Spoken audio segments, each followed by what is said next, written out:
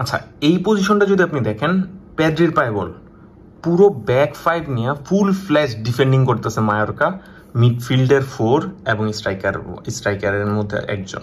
So 5-4-1 ফুল defending করতেছে মায়োরকা। এমন অবস্থায় পেদ্রির পায়ে বল আসছে। এখন পেদ্রির কাছে এত স্পেস কিভাবে ক্রিয়েট হয়েছে এটা আমরা অন্য দিন অন্য ভিডিও নিয়ে কথা বলবো, বাট এই জায়গাটা দেখেন তার কাছে স্পেস আছে, সে পাস দিতে পারবে। তার সবচাইতে ইজিয়েস্ট পাস কার কাছে দেওয়ার কথা?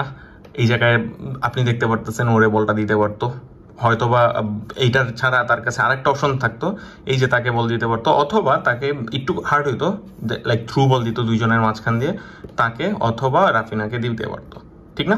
এই কয়টা তো সবচেয়ে ইজিয়েস্ট পাস দেখতেছি। বাট একটা জিনিস দেখবেন, এই যে দেখেন লামিন ইয়ামাল যে জায়গায় রান মেক করছে এটা ও ক্লিয়ারলি দেখছে, অ্যান্ড এই জন্য যে তাকে ডিরেক্টলি ওভারল্যাপ করে একটা পাস দিতে পারতো, এরিয়াল বল দিতে পারতো, সেই বলটাও সে দেয় নাই।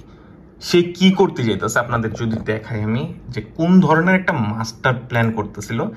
দেখেন দেখেন লামিন ইয়ামাল আরো সামনে আসতেছে, সে বলটার স্টিল হোল্ড করে রাখছে, সে বলটা ছাড়ে নাই। আপনি আরেকবার দেখেন, এই দেখেন তাকে আরো আসতে দিছে, এন্ড দেখেন এই যে এই অবস্থাটা দেখেন, 5টা খেলোয়াড় আছে এই জায়গায়, ডিরেক্টলি এই জায়গায় 5টা খেলোয়াড় ইনভলভ। এই জায়গায় কোনোভাবে দেখারই কথা না এই জায়গায় যে একটা স্পেস আছে, এন্ড তাকায় আছে কোন দিকে আপনি খেয়াল করবেন, লামিন ইয়ামালের দিকেই তাকায় আছে, সে তাকায় আছে কোন দিকে, আর 5টা কোন দিকে দেখবেন, এই যে দেখেন সে স্টিল আপনি যদি দেখেন তাকায় আছে কোন দিকে, এই যে যেই 5টা খেলোয়াড় আছে ইভেন তার খেলোয়াড় সহ এই সবার মাঝখান দিয়ে এই জায়গায় বলটা আসবে, লামিন ইয়ামাল একা হয়ে যাবে অ্যান্ড 1v1 হয়ে যাবে গোলকিপারের সাথে। দিস লেভেল অফ পাসিং ভাই, দিস লেভেল অফ পাসিং এইটা নর্মাল কোনো মিডফিল্ডার থেকে আসে না। আমি এ পর্যন্ত দেখবেন যে পেদ্রি নিয়ে আলাদা কোনো ভিডিও বানায়নি এ পর্যন্ত। আজকে মেবি আমি এই বাধ্য হইলাম যে এত সুন্দর একটা পাস একটা মিডফিল্ডার কিভাবে দেয়, মানে এই জায়গায় স্পেস কোনো ধরনের স্পেস ছিল না, ইভেন তার নিজের খেলোয়াড়রাও স্পেস ব্লক করে রাখছিল, সে নিজের খেলোয়াড়টাও বলটা নিতে পারতো এমন একটা অবস্থায়। এই জায়গায় সে এই ধরনের একটা পাস দিছে, এইটা কোন ধরনের পাস আমি জানি না ভাই, this was insane level pass.